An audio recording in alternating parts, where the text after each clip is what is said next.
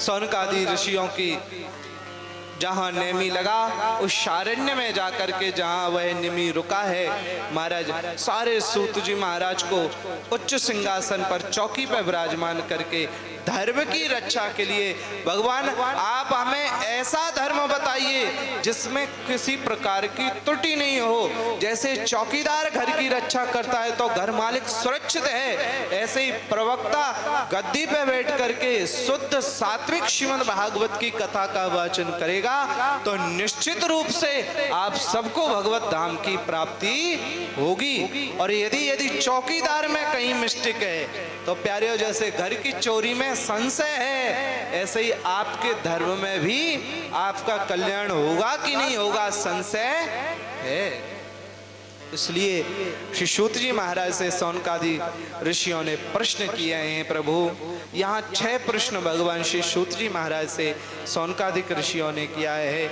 श्री सूत जी महाराज अपने श्री गुरुदेव भगवान का स्मरण करके कहते हैं, देखो ऋषियों, यद्यपि बहुत सारी बातें हैं, यहाँ 6 प्रश्न किए हैं, बड़े ध्यान से आप सभी लोग। महाराज श्री सूत जी महाराज से प्रथम प्रश्न किया है कि तत्र तत्रांजसायुष्मन् भवता यद विनिश्चितम् पुंसामेकांत श्रेयस। हे भगवान, बहुत सारे पुराणे, बहुत सारी कथाएं हैं और बहुत सारी इतिहास लिखे हैं। भगवान हमें ये बताओ, इतनी सारी कथाएं सुनेंगे तो हमारा जीवन बीत जाएगा, तो ऐसी कौन सी कथा है? कथा सारम सारम। भगवान हमें ऐसी कथा सुनाइए जो सिर्फ सार सार हो। इतनी कथा, इतने उपनिषद पुराणों को यदि हम सुनेंगे तो हमारा जीवन बीत जाएगा और हाथ में कुछ नहीं आएगा। इसलिए हे भगवान, अब आप हमें बहुत सारे पुराण नहीं, हमें कथा का सार सुनाइए। दूसरा प्रश्न किया है, प्रभु जब श्री भगवान इस धरा भूमि को छोड़ करके अपने धाम को चले गए तब धर्म किसकी शरण में गया है कि ब्रूहि योगेश्वरः कृष्णे ब्रह्मण्ये धर्म वर्मणि स्वाम काष्ठा मधुने पेते धर्माकं शरणं गतः। भगवान जब अयोध्यावासी भगवान श्री रामचंद्र अयोध्यावासियों को लेकर के इस पृथ्वी से चले गए, जब भगवान श्री कृष्णचंद्र प्रभास क्षेत्र से समस्त ब्रजवासियों को लेकर के चले गए, तब यह धर्म किसकी शरण में गया है? और भगवान से तीसरा प्रश्न किया है, भगवान हमने सुना है कि भगवान कभी भी जन्म नहीं लेते हैं, तो भगवान ये देवकी के गर्भ से जो लाला जन्म लिया है वो कौन सा लाला है? जो देवकी के गर्भ से जन्म लिया है वो कौन सा भगवान है, किसने जन्म लिया है? इसलिए प्रभु हमें ये विस्तार से बताइए, यदि भगवान जन्म नहीं लेते हैं तो वह कौन से भगवान हैं जो जन्म लेते हैं? और चतुर्थ प्रश्न किया है, प्रभु हम सबकी उम्र बड़ी कम है, कलयुग के प्राणियों के पास इतनी कम उम्र है और महाराज उम्र कम होने के साथ साथ भक्ति तो बहुत बड़ी है, तो ऐसी कौन सी भक्ति की जाए जो क्षण मात्र में ही हमें भगवत प्राप्ति करा दे? और भगवान पंचम प्रश्न किया है, भगवान ऐसा कौन सा भजन है? भजन की तो बहुत सारी बातें हम लोगों से सुनते हैं, बहुत सारे पुराण उपनिषद सुनते हैं, परंतु भगवान एक कोई ऐसा धर्म बताओ, एक कोई तो धर्म होगा ना, ऐसी बात बताओ जिससे हम भगवत प्राप्ति कर जाएं। और अंत तो गत्ता यह भी हमें बताइए कि श्रीमद् भागवत शास्त्र जीव को क्यों सुनना चाहिए और यह श्रीमद् भागवत क्या साक्षात भगवान का रूप है? ये 6 प्रश्न श्री सूत जी महाराज से सौनकादि ऋषि मुनियों ने किए हैं और इन्हीं 6 प्रश्नों का उत्तर आपको अगले 6 दिनों के अंदर विस्तार से श्री सूत जी महाराज सौनकादि ऋषियों को कथा सुनाते हुए कहते हैं, यह कथा आपने भागवत के प्रथम अध्याय के पहले अध्याय की कथा सुनी है अभी, और ऐसे पता कितने अध्याय हैं भागवत जी में? 335 अध्याय और 12 स्कंद हैं और 18,000 श्लोक हैं। महाराज जी यदि एक एक अध्याय की इतनी विस्तार से कथा भई तो फिर आपके आश्रम में हमें एक आध महीना रहना पड़ेगा विस्तार करने के लिए।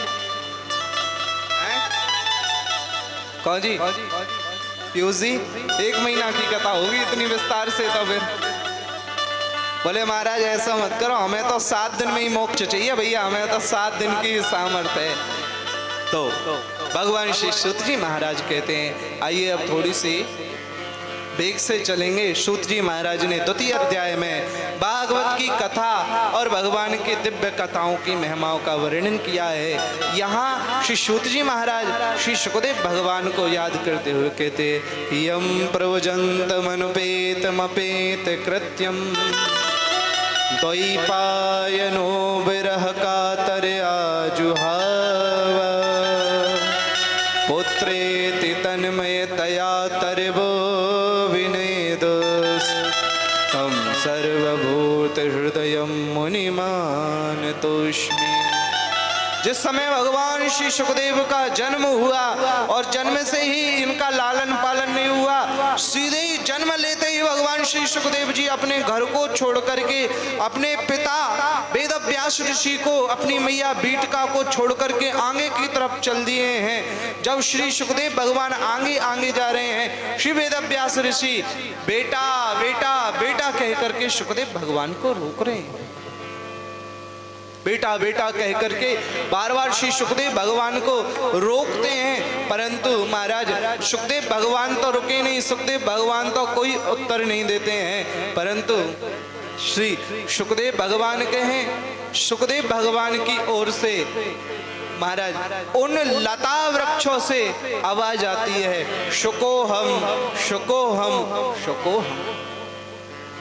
वह लताएं पताएं वृक्ष कहते हैं। सुखदेव जी वेदव्यास जी आपके नहीं हैं, सुखदेव जी इसके नहीं हैं, सुखदेव जी किसी के नहीं हैं। बोले सुखदेव किसके हैं? बोले शुकोहम, सुखदेव जी हमारे हैं, सुखदेव जी हमारे हैं। और वास्तव में श्री सुखदेव भगवान किसी के नहीं, सुखदेव भगवान हम सबके हैं।